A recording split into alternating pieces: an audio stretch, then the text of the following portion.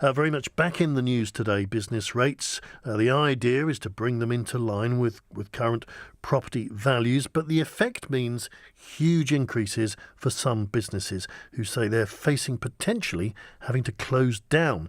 The government says transitional help, whatever that means, transitional help will be available. That presumably means just for a little while, but you're still going to end up paying the new business rates. There's been a bit of confusion today, which we'll go into as to how much help and what kind of help.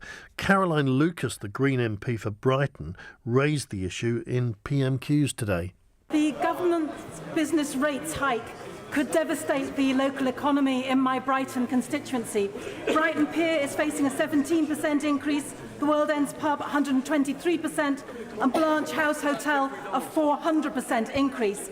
Does the Prime Minister recognise that Brighton will be disproportionately affected, and will she urgently set up both a discretionary fund to support small and micro businesses and agree to a full review of the whole system?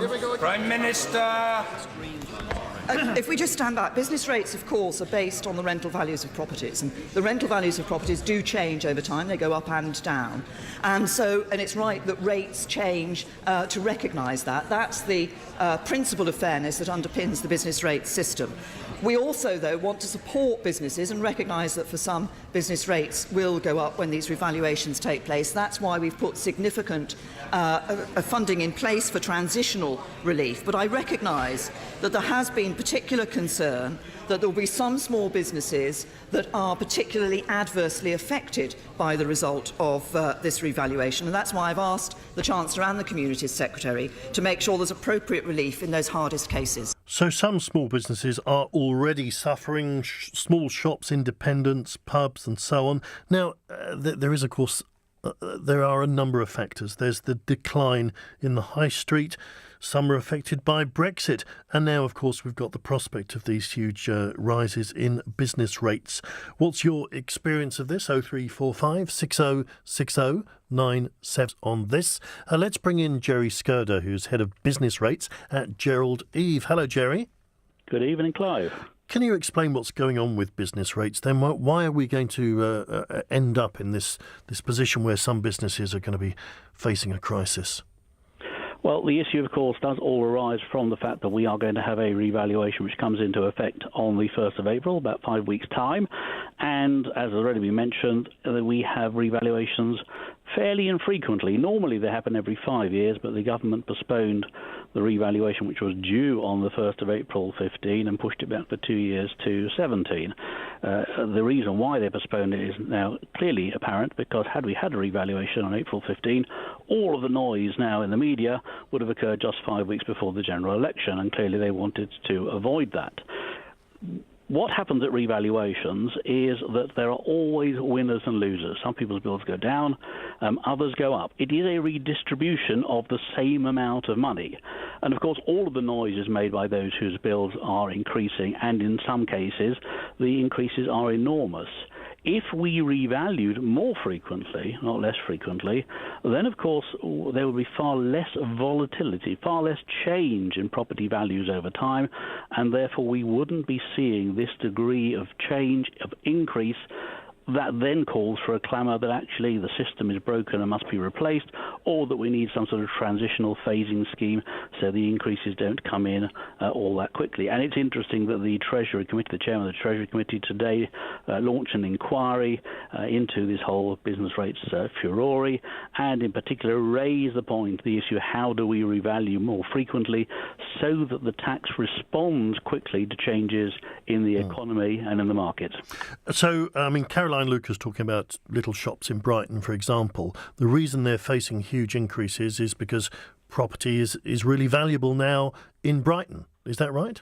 Yes, I mean, and you know, the rateable value on which rates bills are set, they are a measure of a property's rental value. So rates follow the real world. They follow the market. And if businesses pay high rent or prepare to, then normally a higher rateable value at revaluation will flow through, and therefore a higher rates bill. I'm not sure that businesses fully understand that, because it is a very complex and an opaque tax, and we don't revalue frequently, as I've said. If we did revalue more frequently, I think there would be greater transparency.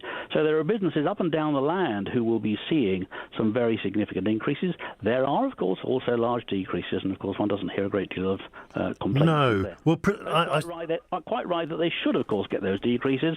Lots of areas of the country, particularly in the North and Midlands, but it's not exclusively, have effectively been overpaying in business rates ever since the last revaluation, because their property rental values, their local economies have collapsed through the recession, and there was no adjustment to their rates bills other than the fact it carried on going up in line with inflation. So it sounds like you're saying, really, in principle, it's all absolutely fair. But there are obviously downsides, and one of them is that certain types of small business in some maybe quite profitable areas are going to have to face these huge hikes and may have to close then. I mean, do you think there should be some special treatment for independent shops, for example, or do we just have to accept they're going to have to disappear? To an extent, there is already special treatment because there is a small business rates relief scheme, which if you have a low-value property and it's the only one that you occupy, so you are a sole trader, independent trader, there is a small business rates relief scheme which is being doubled up by the government, so it will take 600,000 small businesses out of the tax system entirely from the 1st of April, which is extremely good news, and that was the main result of the government's structural review of business rates, which reported at Budget 2016. The problem is that there are a large number of businesses who are at the moment benefiting from small business rates relief and either paying nothing or relatively little, but whose value, property values and therefore rateable values, are increasing at the revaluation to the extent that they will no longer qualify the small business rates relief. So they are the ones who are going to be seeing this enormous increase. Government should have seen that. They had the data, they had the figures, and they should have, when they were consulting at the end of September on a transitional arrangement scheme, they should have brought forward a proposal that those businesses, the small businesses who are losing out on small business rates relief, should have their bills phased in at a modest rate rather than these enormous increases which they're facing as the bills land on doormats, within the next week or two. And some people are saying that we really need to rethink the whole system, that it's not really working as it is because businesses are very different now. You can run a very successful business and not have any premises at all, or just one small room somewhere. Yeah, this is an analogue tax in a digital age, and that does need to be looked at and addressed.